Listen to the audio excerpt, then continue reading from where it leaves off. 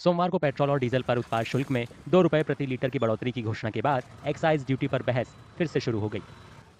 वैश्विक कच्चे तेल की कीमतों में गिरावट के बावजूद भारतीय उपभोक्ता पंप पर ज्यादा कीमत देने को मजबूर होते हैं। इसकी मुख्य वजह एक्साइज ड्यूटी ही होती है, जो केंद्र सरकार ईंधन के अंतिम मूल्य पर लगाती है।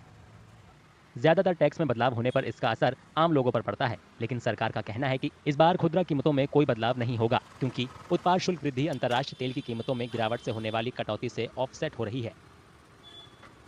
You would have seen a notification from the Ministry of Finance saying that the excise rates are going up by 2 rupees on petrol and diesel.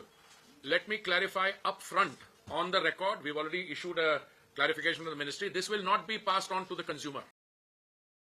वैश्विक कच्चे तेल की कीमतें अप्रैल 2021 के बाद से सबसे कम हो गई हैं, जो अमेरिका चीन व्यापार तनाव बढ़ने और तेल की मांग को प्रभावित करने वाली वैश्विक मंदी की आशंकाओं की वजह से है।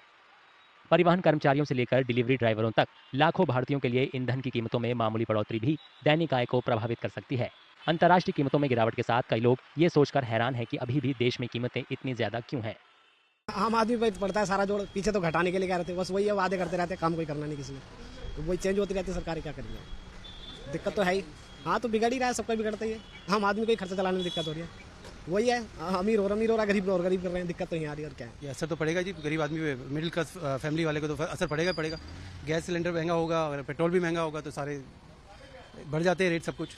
तो सरकार ये तो गलत कर रही है, उनको तो कम ही करना चाहिए उल्टा। भाई सरकार को ये देखना चाहिए ना, सरकार को तो पता है ना, पता है कि क्या वो कर रही है क्या नहीं कर रही है, वो सरकार को सब पता है। और इसमें गरीब आदमी क्या, गरीब आदमी ही इसमें माना जाएगा, चाहे 50 बढ़े 5 घटे, तो वो तो सब गरीब आदमी की जेब से जाएगा।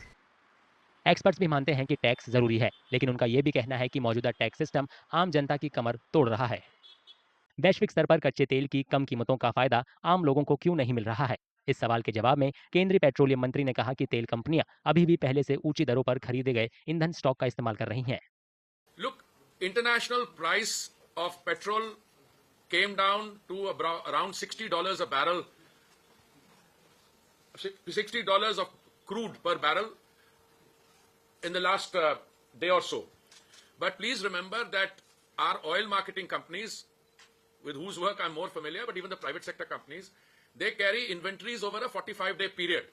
And if you go back to say early January, the crude price then was $83, which came down subsequently to $75. So the crude inventory that they're carrying is at $75 on an average per barrel.